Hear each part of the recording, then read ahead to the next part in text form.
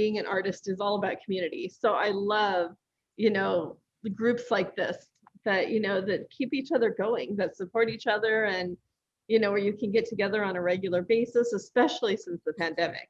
And I love Zoom for this reason, that I could meet all of you, from the other side of the US.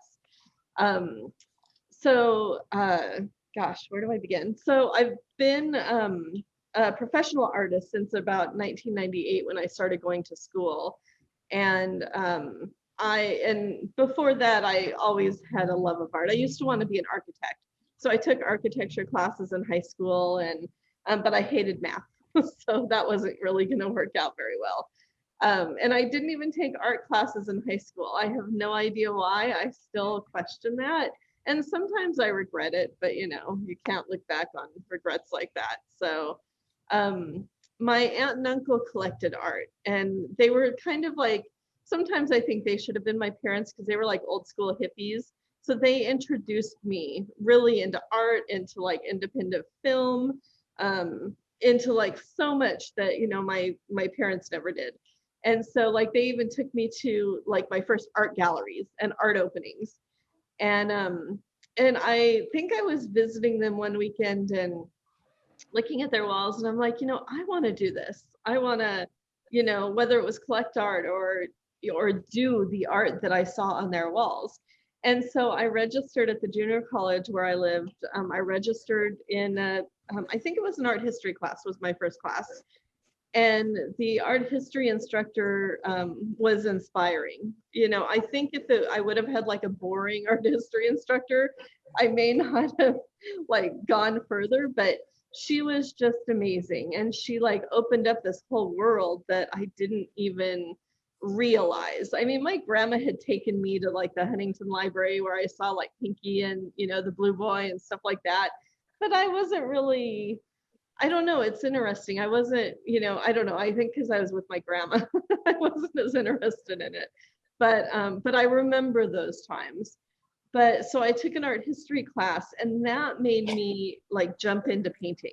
And so I took my first painting class in 1998. My professor was Cynthia Manette, and she lives at, it's called the Brewery Arts Complex in Los Angeles.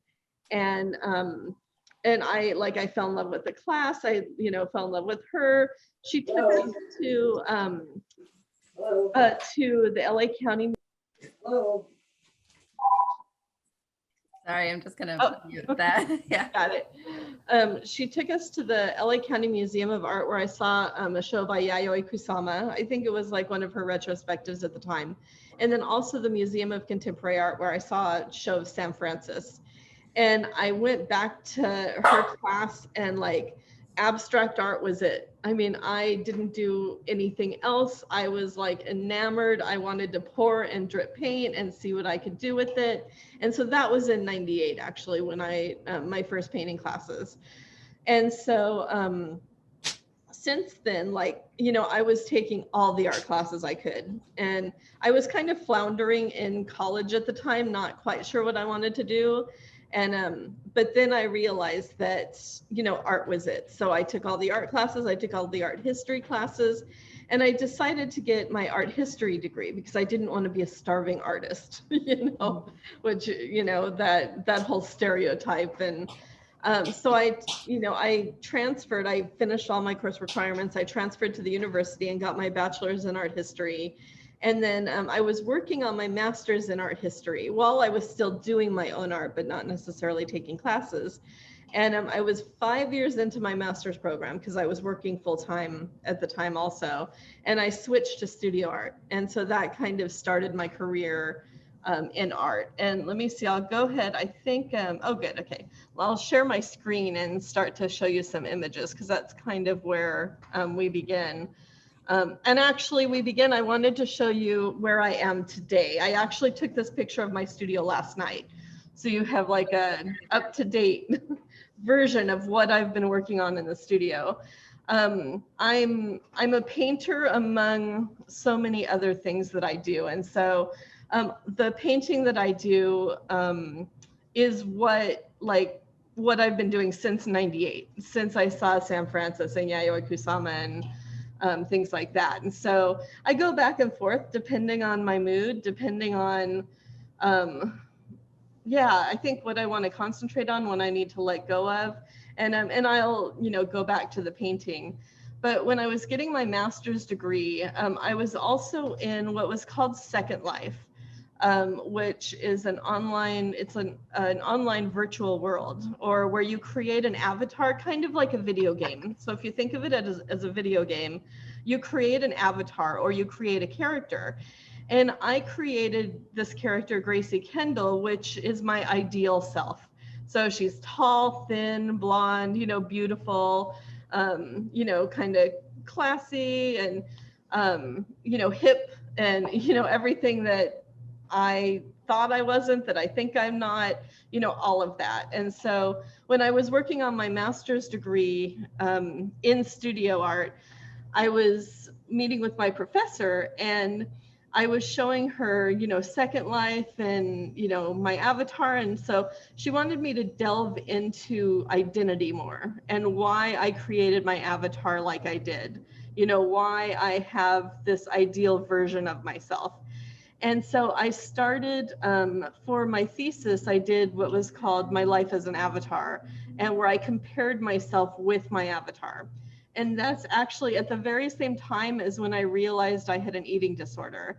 And so I started going to therapy and started really looking into, started working on myself more and started, delving into this idea of, self-esteem and self-confidence, all of that. And so the comic that I'm sharing, I did a performance art piece. This was actually after I graduated in 2012, where I shaved my head, or I had somebody shave my head. And we did it. There were 40 or 50 people there. I was giving a talk similar to this, actually. Nobody knew I was going to do it. And I talked with the venue. And it was a mixed reality talk. So Second Life was projected on the wall behind us with my avatar, with Gracie. And I was kind of thinking of the ideas of, beauty and what is beauty. And also, like, as a feminist artist, I hate labels. And so just the idea, like, that we're defined by our physical attributes. One of the things that got me to do this is I used to work in an emergency room. So for most of my life, I actually worked in the medical field. And while I was going to school, and it was a, stable job, it gave me medical insurance. It wasn't my passion, it was just a job. And so I was, it's funny, I actually didn't think about this. I was on work and I was on the internet. And I was like, it was Yahoo, and there was an article about Portia de Rossi, Ellen's wife, cutting off her signature locks. And if you're familiar with her, she has like beautiful long blonde hair. And that was the news story, that she cut off her hair. And it's like, really, that's what they're talking about, like, not her talent, not anything else. They're talking about her hair. And then around the same time, Charlize Theron, the actress, shaved her head for a movie role for Mad Max. And it was huge. It was news. It was like, I was just appalled that they were talking about that rather than her talent. And so I decided, it was right then and there, I decided I was going to shave my head. And you could see, like, in the picture, my, I used to have blonde hair that I wore in a bob, and it was the most freeing thing I've ever done. And I, my mom still, to this day, she's like, she's not used to it. She understands it, but she's still not quite used to it. But she does understand that, I just had to talk about, ideas of identity and, and beauty and where that comes from and what that means, and labels. And, when I first did it, of course, I had labels that I was a lesbian, or people actually asked me if I was sick and had cancer, because I did it. And, I explained, I said, no, I did this because you don't have to, if you're a woman, you don't have to have long hair. You can wear your hair however you want. The same with men, they can have, long hair if they want. And so I said that I would keep it that way until things changed. And of course, they're not going to change in my lifetime. And I actually did think about growing it out because that was 9 years ago, 9 years ago. And I was thinking about growing it out in another art type performance. And then it was getting like, it was maybe an inch long, and I was like, no, it's too long. So I just shaved it again. But so that's kind of like what was going on with my avatar and with in grad school. Here's actually, I did these while I was in grad school, and it's called the Gracie Kendall Project, where I actually like visually compared myself with my avatar. And what I would do is I would take a picture of her and I would take a picture of myself every day and place them next to each other. I had read a study from Stanford that showed that how your avatar or this virtual character can influence you. They did a study of people who were watching their avatar on a treadmill, and they wanted to exercise afterwards. And so I wanted to see if that was true, if my avatar, like this beautiful avatar, could inspire me to be a better person, to lose weight, to, do so many things that I wanted, that I made her be. And so I started taking these photos and I showed them to my professor, and she's like, there's this conversation forming between the two of you. And so I made them into comics. And the comics ended up being, she was kind of like my cheerleader. She was like that hidden ego that sit on your shoulder. And it's really interesting because even though she's still around in Second Life, I don't really go in the virtual world anymore or much anymore. But I feel like she's still there because, we all have that hidden ego. We all have that voice in our head telling us to do things, and so all of that came out through her for my thesis. And so you can see, kind of how I was feeling and, these conversations that we had at the time. So then I was trying to figure out how to merge my paintings with my avatar, how to like bring them together, how they work together. And what I did was I uploaded images of my paintings into this computer system, into Second Life. And I used them as skins on my avatar. And because I wanted to, at the time I was exploring, again, I was still exploring identity and still exploring what beauty is. And I was trying to kind of take away her beauty to see what that would be like and how that would affect me in real life. I actually had made her smoke even, to show that she wasn't perfect. And I'm not a smoker at all. And also in Second Life, I was doing actually performances where I created avatars more closer to my body size. And so you could see, the differences here. And how they look. They're actually like dancing, but this is a still shot from that. And then with Second Life, I was always interested in merging or blurring the lines between the virtual and physical worlds. And so I actually started painting mannequins to emulate, those avatars. So I called these mannequins avatars. And I started painting them, kind of in my style. And I took them out around the city. I took them like to Rite Aid, to the beauty, counter at the beauty aisles. And, again, talking about beauty. But it was really interesting because these are all like mannequins that we see in the stores. The one on the right, she's actually considered plus size, whatever that is. I'm like, she's not plus size, but she was the biggest mannequin that I could find.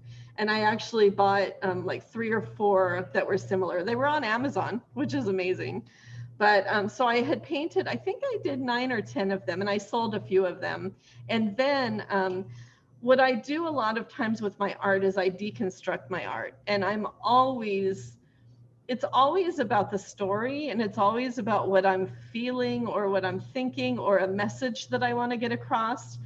And so I actually cut them up. So the ones that I had left, they're fiberglass, and I and a friend of mine who has a saw, we cut them up and I put them into jars, and I created this installation.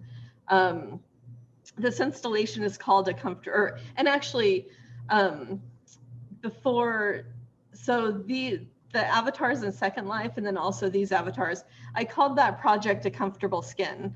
And I used to call my painting skins. And what I did was, I don't have a picture of it, but I actually had cut all of my paintings off the stretcher bars. And so I probably had 40 or 50 paintings. And I just took like a box cutter and cut them all off the stretcher bars. And I hung them from clothing lines, like from a clothing rack with a hanger. And I did an installation with the mannequins and with my paintings to kind of represent the idea of skin. And what does a comfortable skin mean? You know, we're supposed to like, do we have a comfortable skin? Do we live in a comfortable skin? You know, there's that phrase, what does that mean? So when I cut them up, there we go. This installation was called An Uncomfortable Skin. And so I also, at the time, I don't know if I have pictures of it, I would also paint children's furniture, like little girls' vanities and beauty salons and things like that, to talk about the idea that young girls from an early age are taught that being pretty is like more important than anything.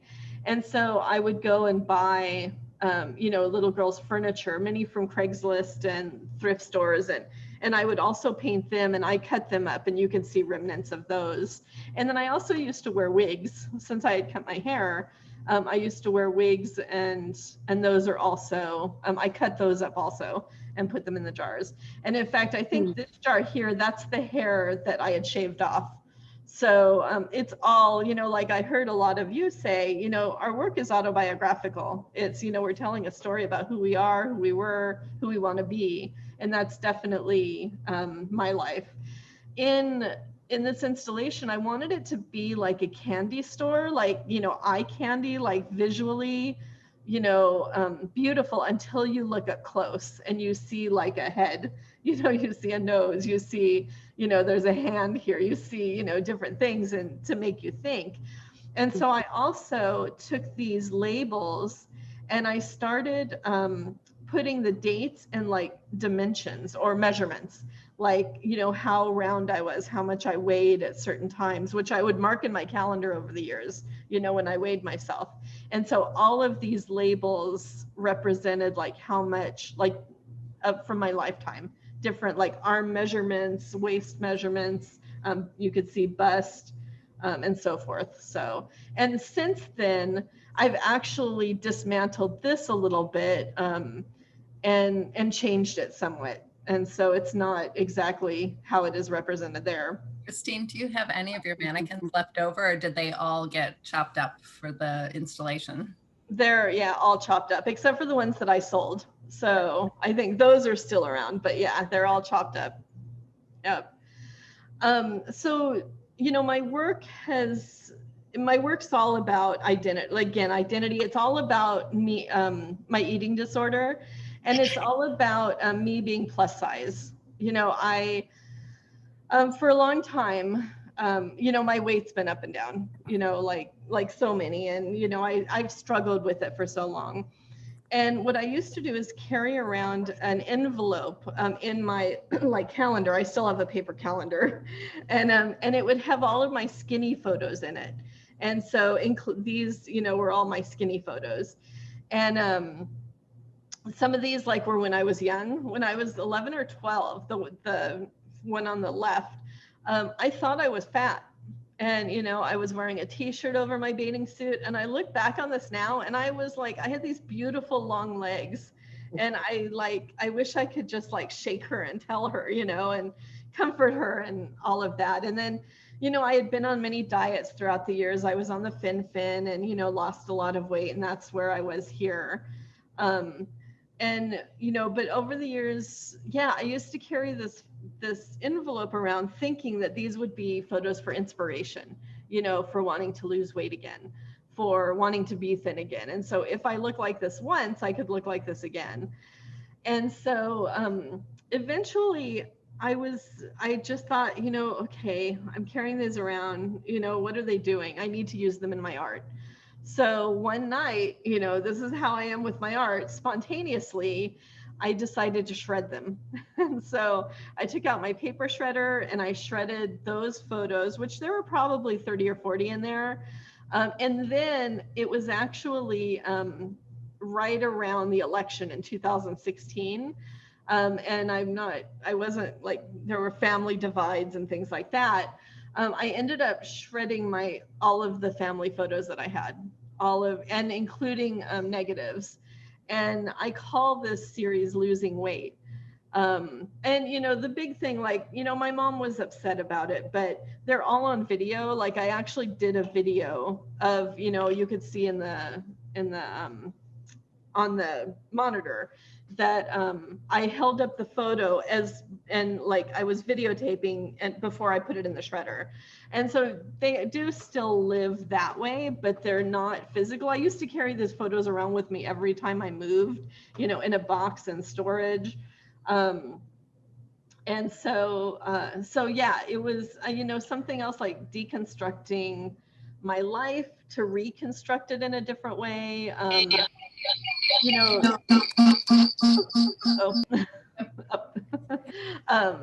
And so, what I do with a lot of my art is I do deconstruct it in order to reconstruct like a different beauty, quote, beauty. And then, here's some examples of some of my other art that I did similar things to. So the one in the middle, these are actually after I cut my paintings off the stretcher bars, and some of them were like 3 by 4 feet. Some were like 2 by 4, some were 24 by 24. What I did was I actually cut them further into 12 by 12 inch squares. And I made a sculpture. And this piece, these are all of the paintings. There's 42 paintings here. And this is called Ode to a Lost Love, which is, me, which is like learning, trying to find myself,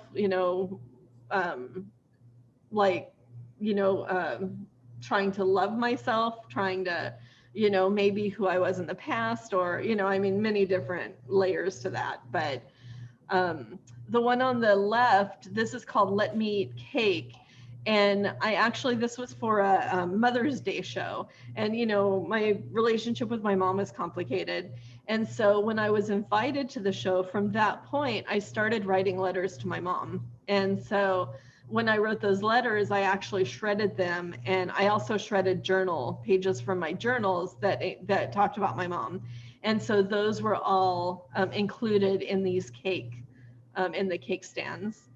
And then, excuse me, the one on the right, that's actually 2 4 by 8 foot paintings that I couldn't cut up because they were on wood for, this middle piece. And so I eventually had a friend who's a woodworker cut them up into these strips, and I created a new sculpture from them. So again, about deconstructing the past to create a different beauty, a new kind of beauty. And now these are all in storage. And then another recent work is, this is called Comfort and Joy. So as with an eating disorder, my eating disorder is binge eating. And Yogurtland was my binge food for a long time. And I used to save the spoons. And so I was like, okay, what am I going to do with the spoons? And so one day I just started to dip them in paint. And I also was gifted this thread. I was gifted 100 different large spools of thread. And so I started wrapping the spoons around in the thread, and then kind of going along with my ideas of containing things like I did with the jars. These are all vacuum sealed and, in kitchen freezer, bags. And because it's, it goes along with my eating disorder, with food, with the kitchen, with suffocation, again, so many different layers to it. And there's, I think there's about 50 different bags, and I've hung them on a wall in an installation, but I wanted to show just so you can get an idea and see the, see the separately. I actually, my friends used to collect the spoons for me too, because I wanted more. And I actually contacted Yogurtland, and they sent me about 200 more spoons, which was really cool. I always say, if you don't ask, the answer is always no. So it's always ask. And then I'm pretty big on social media as far as I use it a lot. And what I started to do is taking a photo of myself on the scale. and posting these images to social media. And, you know, I'd talk about, like, it's not about the number on the scale, you know, or is it, or, you know, asking questions about it, getting people to think about it. And so that was kind of another like internet type project that I did. I didn't do it regularly. I did it, you know, when I thought about it, and you could see like my weight had fluctuated, you know, many times throughout the whole process. But that was something else I did. And then through Shoebox Arts, which I'll talk about at the end, my team and I started a project at the beginning of the pandemic called Call and Response. And this is where we wanted to support artists to, you know, get them to keep working, to give them a deadline, to, you know, get their minds off of the pandemic, and give them more community and more support. As far as we paired artists up randomly with another artist, and you created work back and forth in response to each other's work for 2 weeks. And so I participated in that several times also. And these were some of the things, some of the images that I put together. The one on the left is when I was thin. I was on the Fin. That was for my brother's wedding. And then I recently, when I was in Call and Response, I found the dress again. It was like in my hope chest.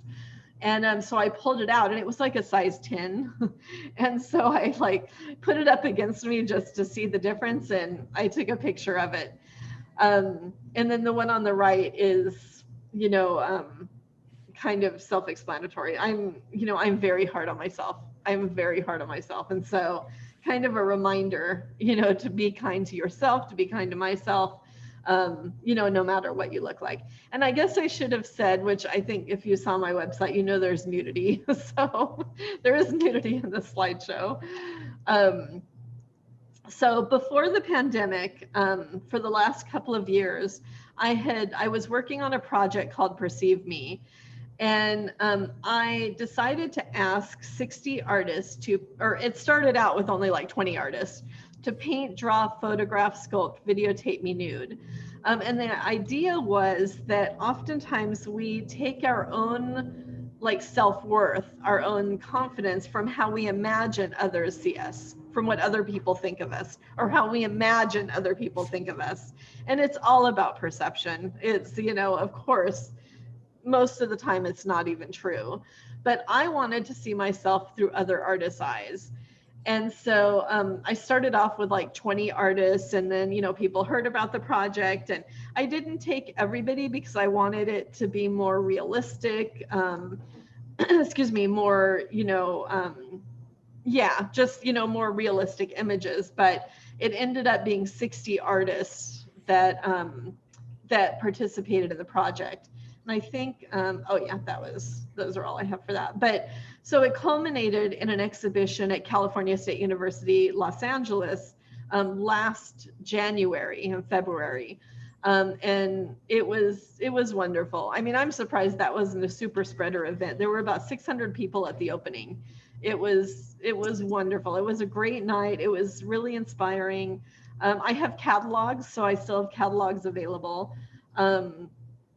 And it was, you know, just to work with the artists, and it was definitely an experience, like a lot of ups and downs as far as how I was feeling about my body, realizing what I could and couldn't do with my body, you know, as flexible as I was. And the end result, you know, I thought it would also be a way of me to learn to love my body more. And not necessarily, I mean, then the pandemic hit and there were all these other things that, you know, happened, but you know, it's still a work in process. It's, you know, I mean, learning to love yourself is always a work in process, I think. Kristine, But if yeah, they want to see more pictures of Perceive Me, are they on your website? yeah, Okay. they're all on my way. And there's a couple of videos also from artist talks and things like that. So. And if anybody wants to see the catalog, I have a copy of it. I have it in my studio, not here. Otherwise I'd show you. Yay. So then right before, and actually I should have moved these before, but I think I was giving a talk using these slides and it was on this series. So this is a series I did before Plus, right before Plus, or right before Perceive Me. This series is called Plus. I was staying in a hotel in Ventura, and this was the door going into the bathroom. And I think I woke up like early in the morning to see the sunset because it was right on the beach. And I'm like, I'm here, I'm going to see the sunset on the ocean, or the sunrise, I mean, on the ocean. And so I woke up, I saw it, and I'm like, okay, it's early, I could go back to bed. So I left the bathroom light on in the bathroom, and I saw the light coming through the door. I'm like, ooh, I could play with that. So the first time, I actually went back a couple of times. The first time I only had my cell phone, and I started taking photos of myself behind the door. And you can see this here. I'm playing with the silhouette and my body like pushed up against the frosted glass. I think I took about 350 images. And these, you can see what they, kind of how they looked. And then here's a couple of like the finished images online. And it was all about like seeing what my body could do. Being plus size, like there isn't a lot of plus size art out there. There's, most of the time the the images of women are thin with big breasts, with, they're not real. And so I wanted to put myself out there to show what a real body looks like. Again, it's also about me learning or trying to love my body. I shouldn't say learning, I should say trying to love my body. And seeing like the different views, perspectives of my own body. I also, I had an exhibition of the work where I had some of them from transparencies from the ceiling, and then also a lot of them framed. And that dress was totally an accident. Like I bought that dress not even realizing how good it matched the show. But this was, I think, 3 years ago now. And then I did 3 iterations from Plus. And this was the second one. These were images from the Hard Rock Hotel in Palm Springs. And this was the door going into the bathroom again. And I had my camera with me. And so I shot all of these images. And I was a little more intentional when I did these, as far as like showing and feeling my fat and pointing to my chin, kind of things that I didn't like about my body. But I also love the shadow play, just the, the different shapes and patterns and compositions that the shadows, played with my body and with the light and things like that. So Kristine, did you specifically make a reservation here because you knew they had doors like this? Yes. Or you did? Okay. Yeah.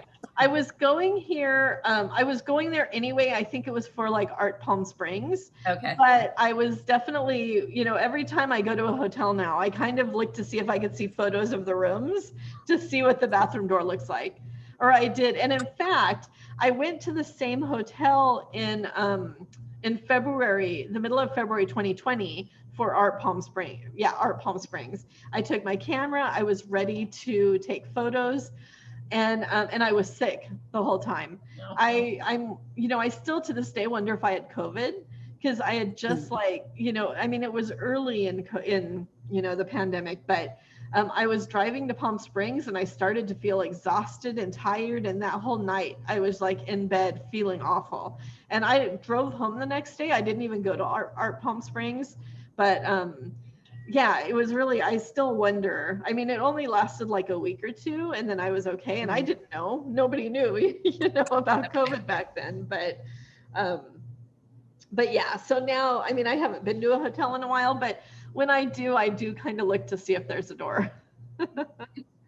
And yeah, so I think those are the slides. I can go back just, and then, like I said, this is what happens is, I do go from one thing to another, because working on the body image work, I mean, it gets like emotional, it gets like it's deep mentally.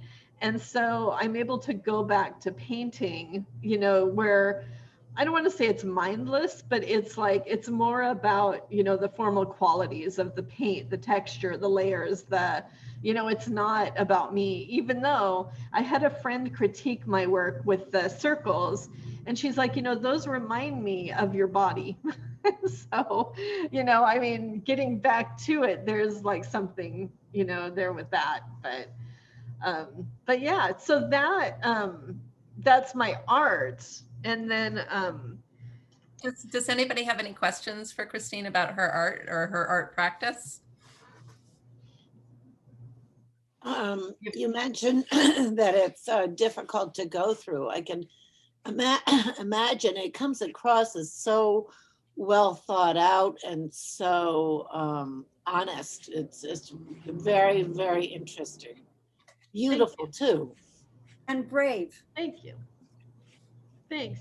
A lot of people say I'm brave. I just did it. I didn't even think about that. I just kind of, each time I met with an artist, I trusted them. There are several men in Perceive Me. But it was all people I trusted, and they're artists. So, they've been to many life drawing classes, and things like that. So, yeah, so I didn't even really think about it that way. So yeah, I don't know.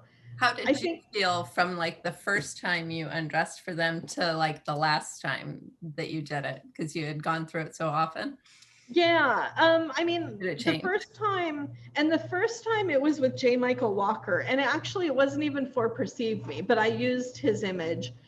He was doing a project called Bodies Mapping Time, where he had done like 88 portraits of women, like women from different like ethnicities, different like disabilities, these amazingly beautiful photos. He had asked me to be part of his project, and it took me a couple of years to actually say yes, I'd be part of it.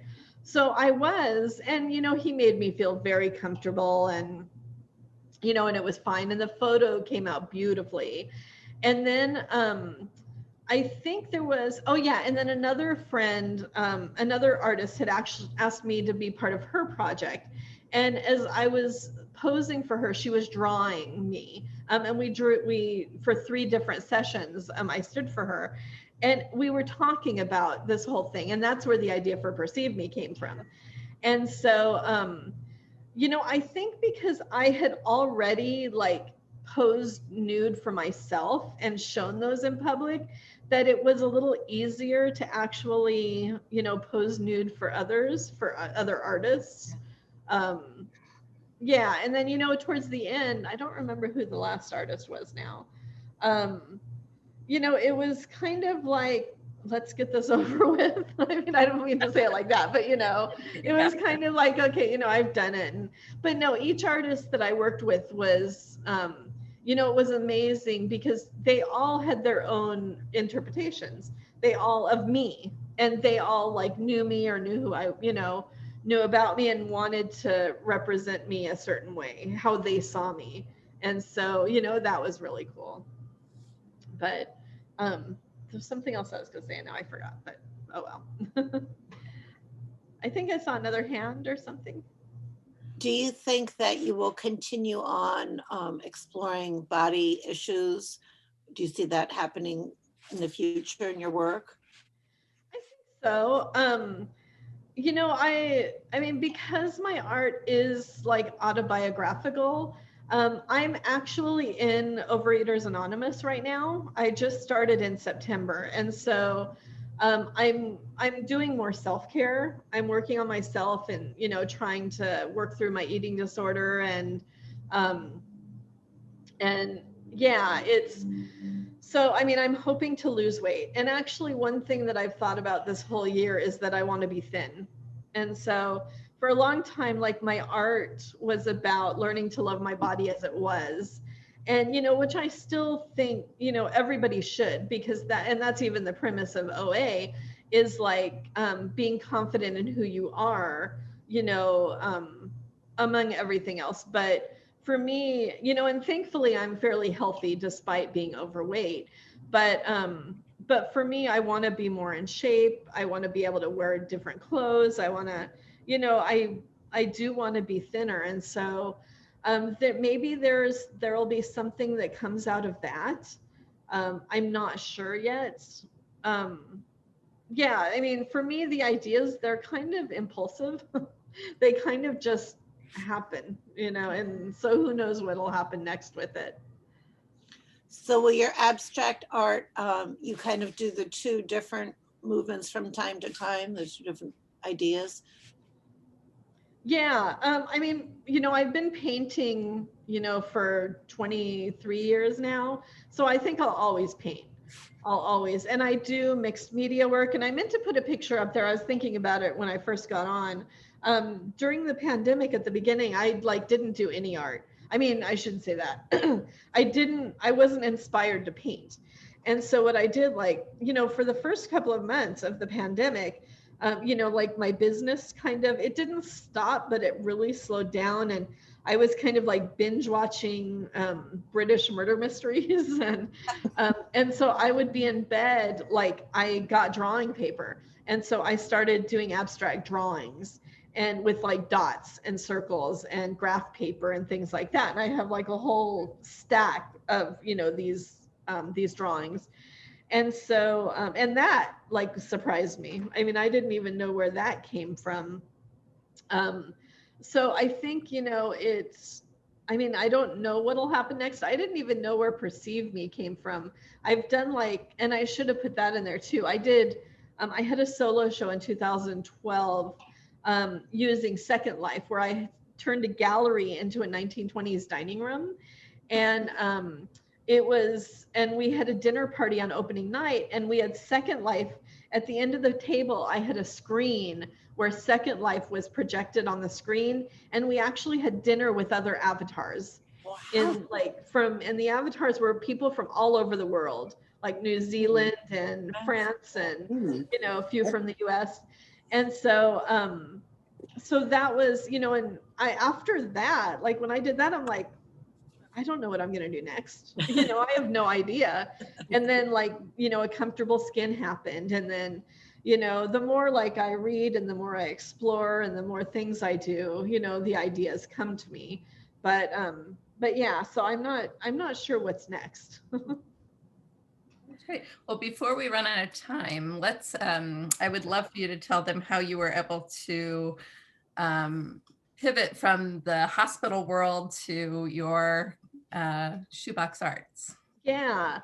So when I was in grad school, I was the president of the Painting Guild. I was the president of the Art History Student Association.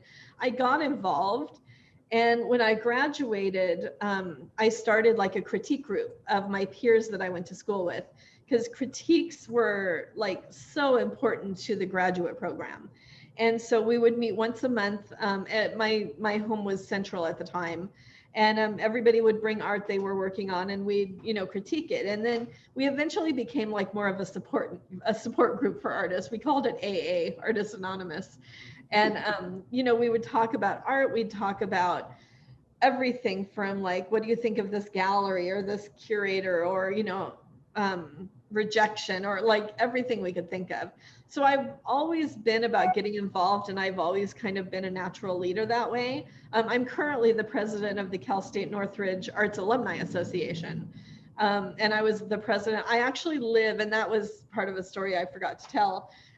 So I mentioned my first painting teacher, Cynthia Manette, lives at the Brewery Arts Complex in LA. She told us about the art walk that they have here. And it's a biannual art walk, and it's been going on for 36 or 37 years now.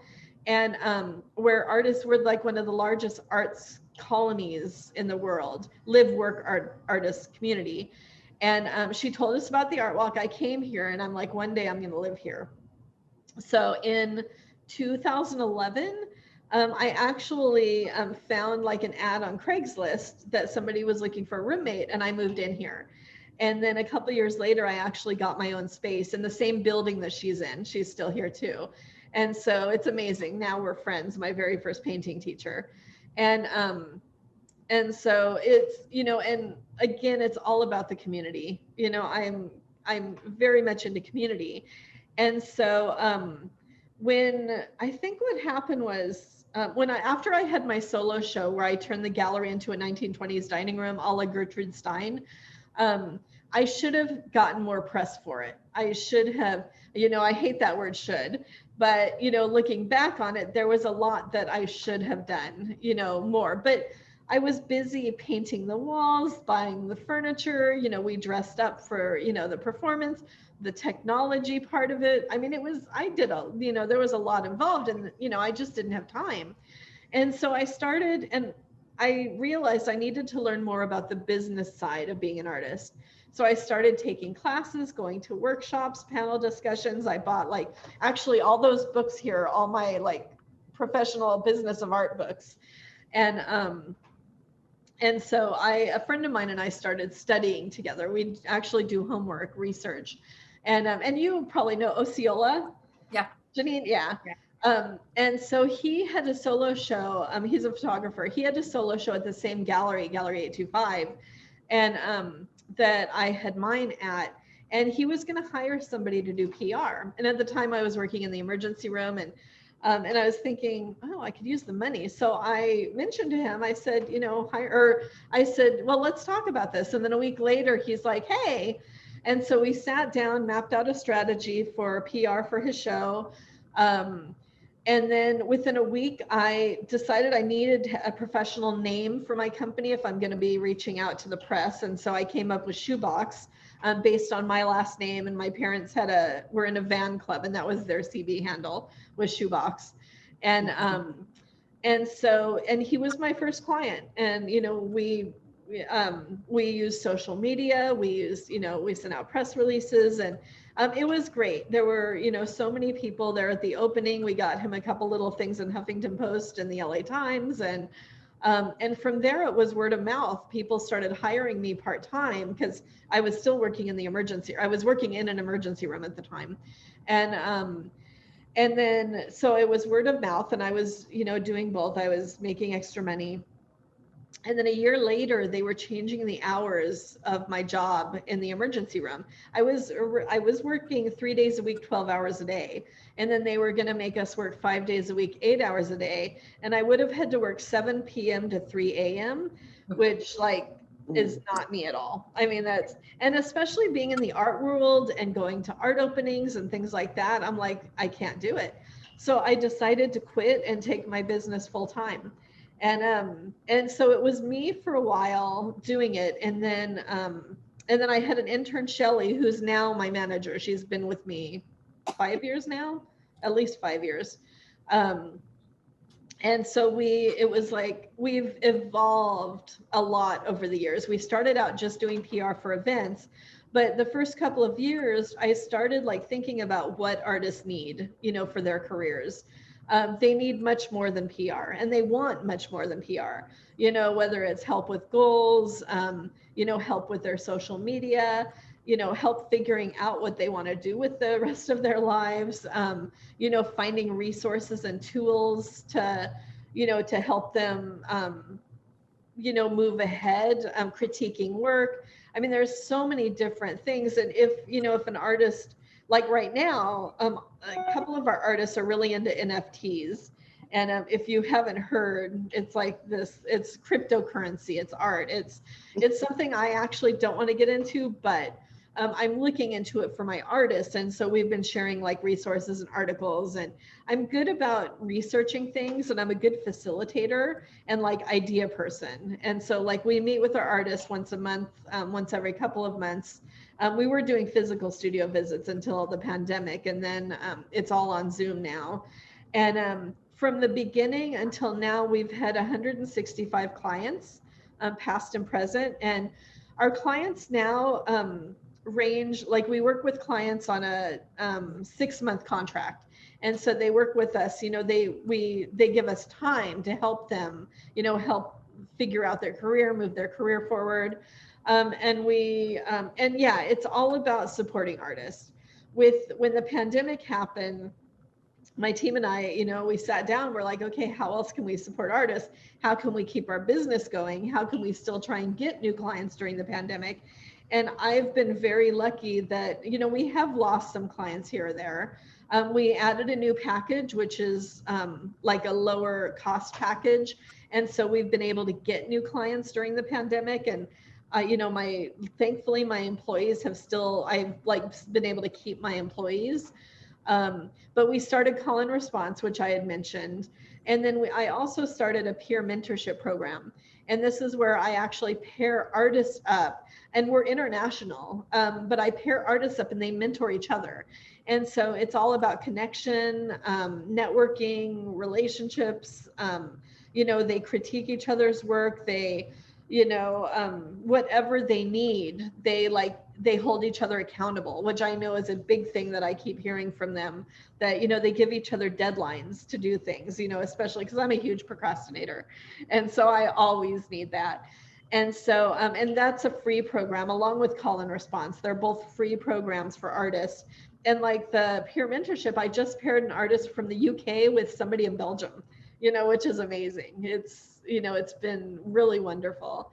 And then and we recently changed our name from Shoebox PR to Shoebox Arts, because we still do PR, but we do less PR. We do more like other, you know, like I said, resources. We're a support network for artists. And so I started at my space here in the brewery. I have a physical space that I turned into a little gallery. And so for 3 or 4 years, it was an alternative art space.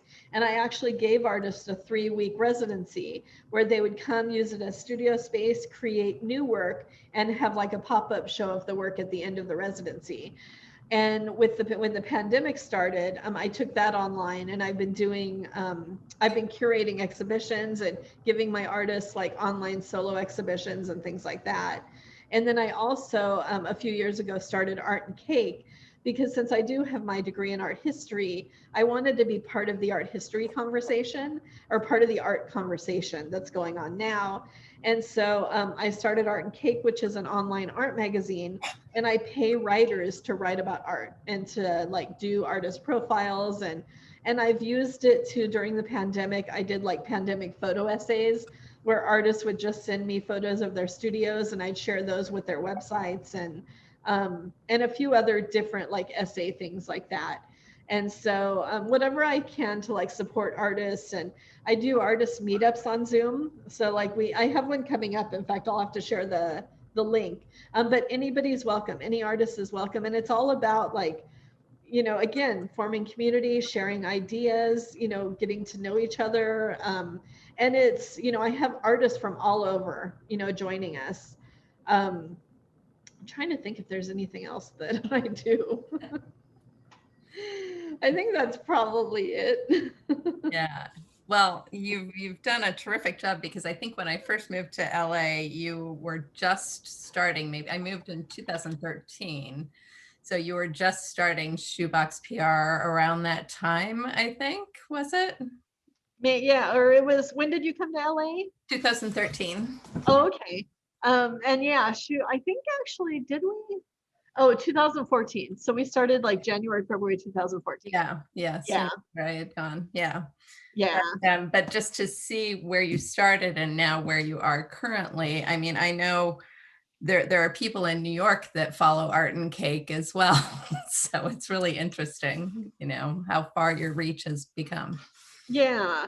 I mean, we do mostly cover shows in LA, but like one of my writers had gone to the Whitney Biennial a couple of years ago. And so he wrote about that, you know, if they travel. Like I even had a writer go to the Venice Biennale, and they covered that. So, so if a writer is traveling somewhere, you know, they may cover things. Yeah, that's you know, that way. But yeah.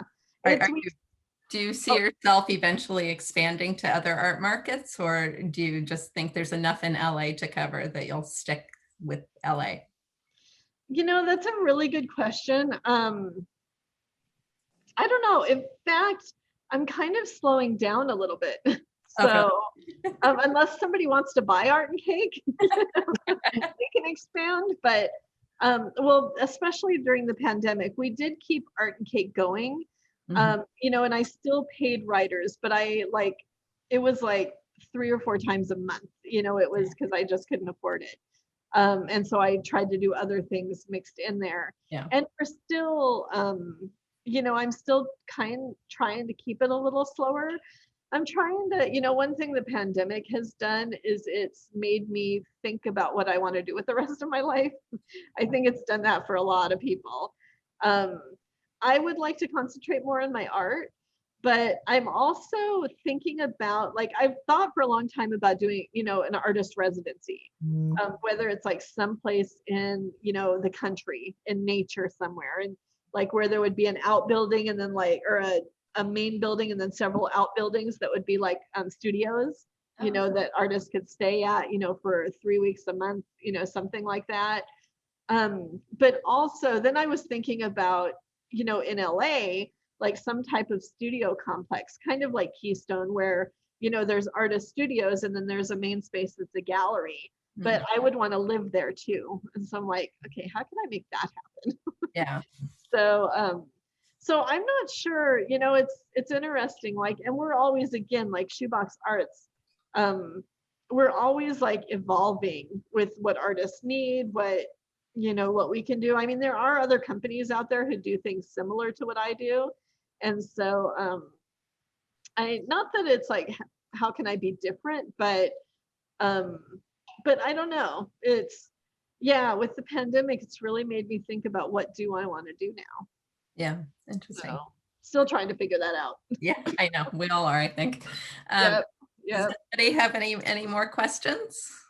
I'd like to hear a little bit more about the project where you worked with artists, work with other artists, not to create one collaboration, but work off of the ideas of another artist. The call and response. Yeah. In fact, I'm putting a couple of links in the chat. The first one I just put in, that's an event for an artist meetup that I have coming up on April 3rd. Anybody's welcome. And I'll be talking more about all of that, at the artist meetup too, where there'll be artists who have participated. The second link, this is information about call and response, which I'll explain in just a second. And then the other link I'm putting in here is the peer mentorship program. And these are all free. Anybody, any artist is welcome to join. So call and response, what happens is you sign up for call and response, and I pick your name, like, randomly from a box that I have with all the names, and I pair you with another artist. And it's international. We've had artists from India, from the UK, from Vienna, from Germany, from, I don't know if we've had anybody from Japan. I mean, Ibuki, but she lives in LA. So from all over. And what you do is the first artist creates a piece of art.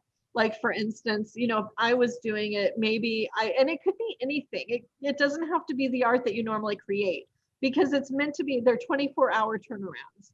So it's meant to be quick. It's meant to get you thinking differently, thinking outside the box. You could, like, and it's supposed to be new art. So nothing that, that you've already created. So I could, like, take a photo outside of the sunset, of a rose, we'll say of a rose. And then, and I'll send that digitally. It's all digital. So I'll send it digitally to my artist, whoever my artist is, and they will have to respond to it. So whatever that is to them, like maybe roses remind them of their daughter whose name is Rose. And so they send a picture back of her, or maybe they actually like make an origami rose and they take a photo of that and send it back. So so they send that back to the first artist. And like, if it's an origami rose, maybe the first artist makes like an origami dog, or I don't know. It's just, however, the process of it is actually what is really inspiring. Like, we have an artist talk, and it's an online exhibition at the end. And so, and you can see those on, the website. I'll put the main website here under features. But if you go and look, and also in the call and response, there's links to the past exhibitions. But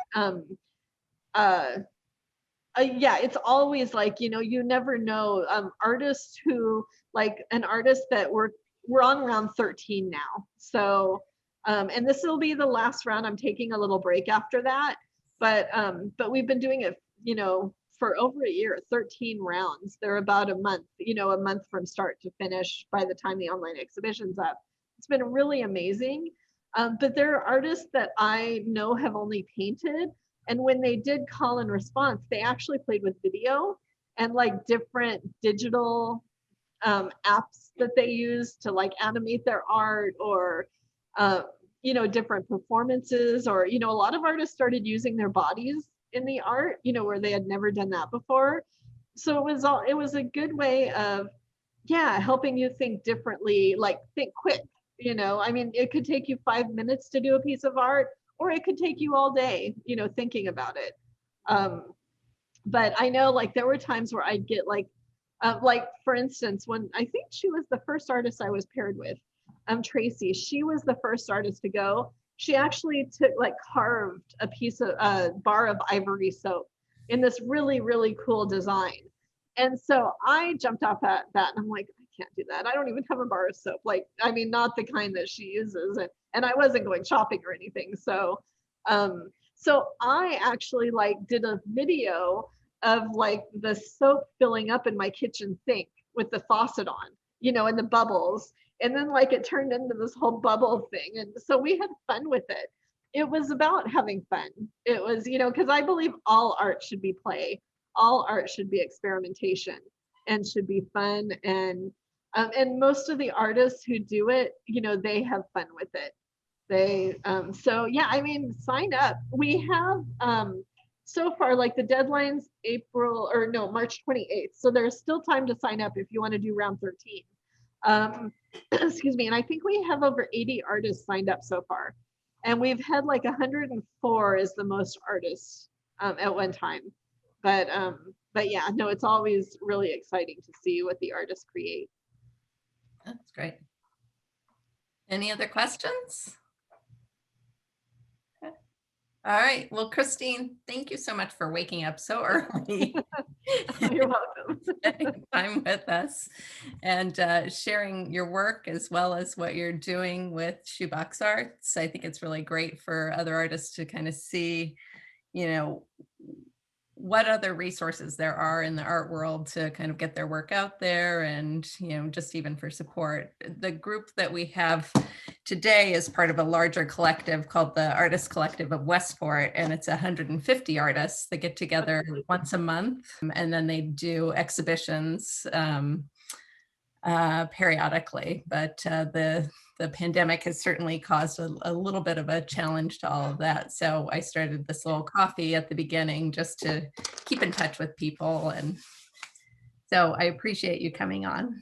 Yeah, no, thank you for the invitation. And I mean, I think things like this are what have kept us going, kept me sane during the pandemic. I have a friend of mine, I don't know if you know Megan Geckler. She's an artist in LA. She started at the beginning of the pandemic, Quarantini Happy Hour. So it's once a week, every Tuesday at 6 p.m. or 7 p.m. now. We still all, there's 6 or 7 of us. And, we've gotten to know each other through the pandemic. And I got a show out of it because there's a couple of gallerists that are part of it.